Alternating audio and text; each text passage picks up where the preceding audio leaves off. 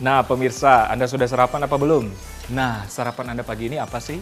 Oke, nah di segmen kali ini kita akan membahas menu sarapan yang biasa dikonsumsi oleh masyarakat Indonesia. Tapi yang jadi pertanyaan, apakah sarapan Anda bergizi atau tidak? Dr. Diana Suganda, spesialis gizi klinik, akan menjelaskan apa sih kandungan gizi yang terdapat pada menu sarapan Anda.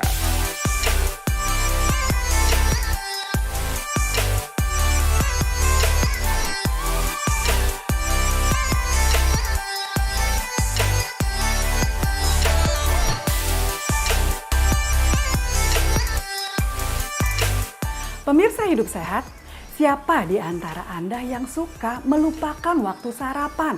Wow, jangan ya pemirsa. Kenapa? Karena ternyata sarapan justru sangat penting untuk memulai hari kita.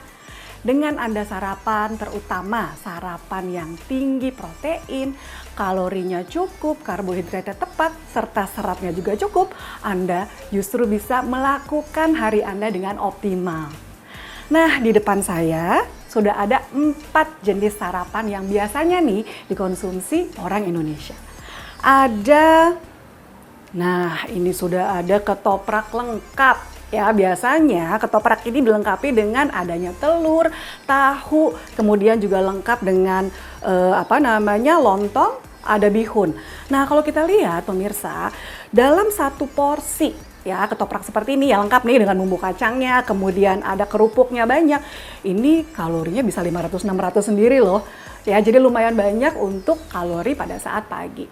Nah, kita kupas tuntas dulu ya isinya dari ketoprak ya.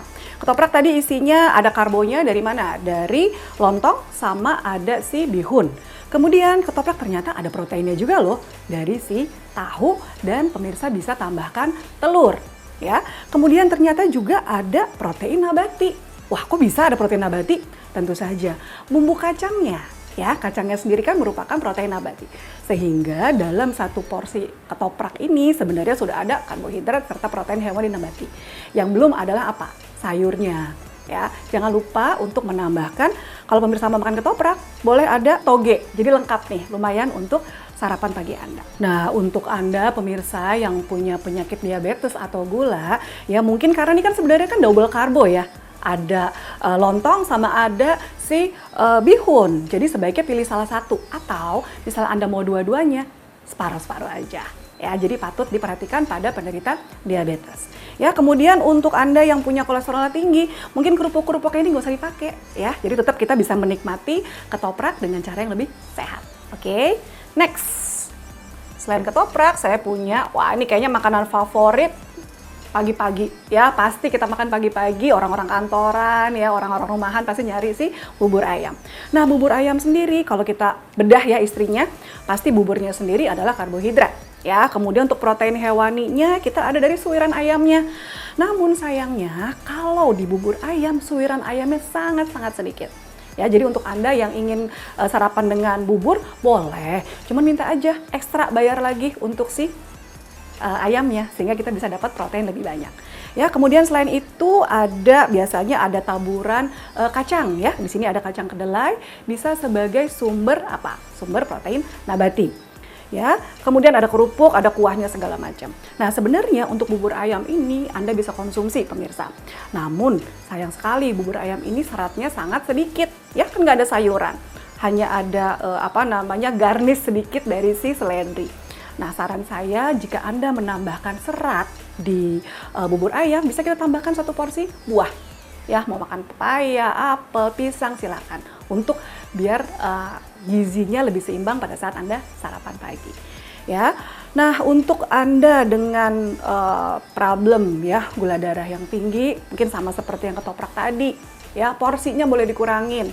Ya, nggak usah full satu ini, misalnya beli di abangnya kita pesan setengah porsi aja dan bisa ditambahkan dari ayamnya. Ya, silakan menikmati bubur ayam Anda. Kemudian oke, di sini saya punya yang namanya lontong sayur. Ya, biasanya orang Indonesia lontong sayurnya lengkap tuh. Ya, ada isiannya bisa ketupat atau kadang bisa lontong ya. Terus kemudian itu sebagai sumber karbohidratnya. Kemudian biasanya kalau lontong sayur yang Betawi suka ada ada tahu, ya ada tahunya ini sebagai sumber protein nabati. Kemudian ada bisa ekstra kita minta beli telurnya sebagai protein hewani. Nah, lontong sayur sendiri seperti kita ketahui ada sayuran biasanya kacang panjang, ada buncis, atau misalnya ada labu siam. Nah, ini bisa sebagai tambahan serat Anda. Ya, sayangnya lontong sayur ini memang dimasak dengan santan, terutama santan kental. Sehingga apa? Sehingga pasti kadar atau kandungan lemaknya, terutama lemak jenuh ya pemirsa, itu tinggi.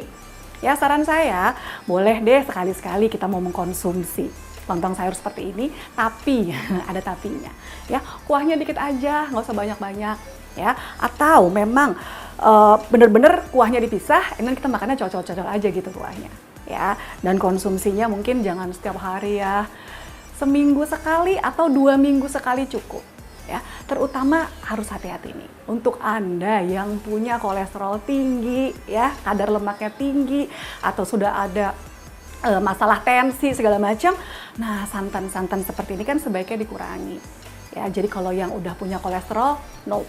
Ya, yang udah punya darah tinggi, no.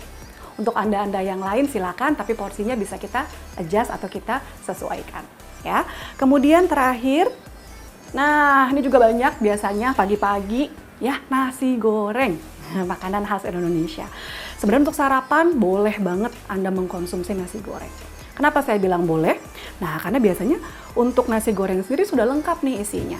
Ya, ada karbohidratnya dari mana? Tentu saja dari nasinya.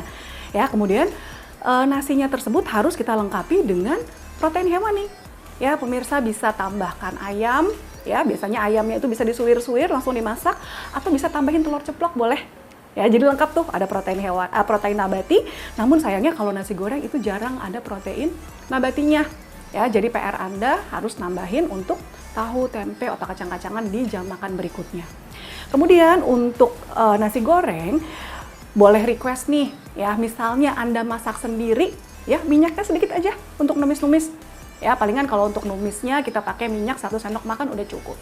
Atau kalau misalnya request beli gitu ya, minta, "Bang, minyaknya dikurangin dong," gitu. Supaya apa? Supaya kadar lemak kita juga tidak terlalu banyak. Nah, nasi goreng biasanya juga dilengkapi dengan kerupuk. Ya, untuk Anda nih, misalnya yang sudah punya masalah berat badan, ya, atau ingin nurunin berat badan, atau udah ada masalah kolesterol, kerupuknya nggak usah dipakai. Ya, kita nikmatin nasi goreng, dibanyakin nih, boleh sayur-sayurannya seperti ini. Ya. Nah, ini adalah 4 sarapan pagi yang biasanya dikonsumsi orang Indonesia. Tapi boleh loh pemirsa kalau mau menambah variasi sarapan yang lain. Misalnya kalau memang lagi keburu-buru, ya udah beli makanan boleh. Tapi kalau saran saya sebaiknya kita siapkan makanan sendiri. Jadi kita tahu apa isinya. Nah, sarapan sehat versi saya adalah kita boleh makan buah-buahan nih sebagai sumber karbohidratnya. Variasiin aja. Hari ini misalnya pisang, besok apel, pir, jeruk, pepaya, melon, semangka, silakan. Anda ambil itu sebagai sumber karbohidrat untuk sarapan. Kemudian protein hewaninya dong harus ada, ya dari telur boleh, dari ayam, dari susu, silakan. Nah, pastikan Anda mengkonsumsi sarapan ini di jam yang sama setiap harinya. Ya, misalnya sebelum beraktivitas yang buru-buru berangkat pagi gitu ya, misalnya bisa jam 6, jam 7 kita sarapan. Nanti jam 9, 10 sudah ada waktu selingan pagi. Atau bisa juga Anda pada saat nyampe kantor, boleh. Kan kita udah bawa bekal nih sarapan saya tadi, nyampe kantor jam 7, setengah 8 Anda sarapan. Nah, pastikan juga untuk sarapannya makan dengan pelan-pelan ya, nggak usah keburu-buru sehingga nutrisinya juga bisa kita cerna dengan baik. Nah, kemudian waktu sarapan tadi harus tepat dan juga pastikan Anda konsumsi air putih yang cukup. Ya, saya Dr. Diana Suganda, MKes spesialis gizi klinik untuk hidup sehat. Nah, ini nih pemirsa informasi yang tidak boleh ketinggalan. Ternyata ada minuman yang sering kita minum bisa meningkatkan vitalitas pria loh. Apa ya kira-kira?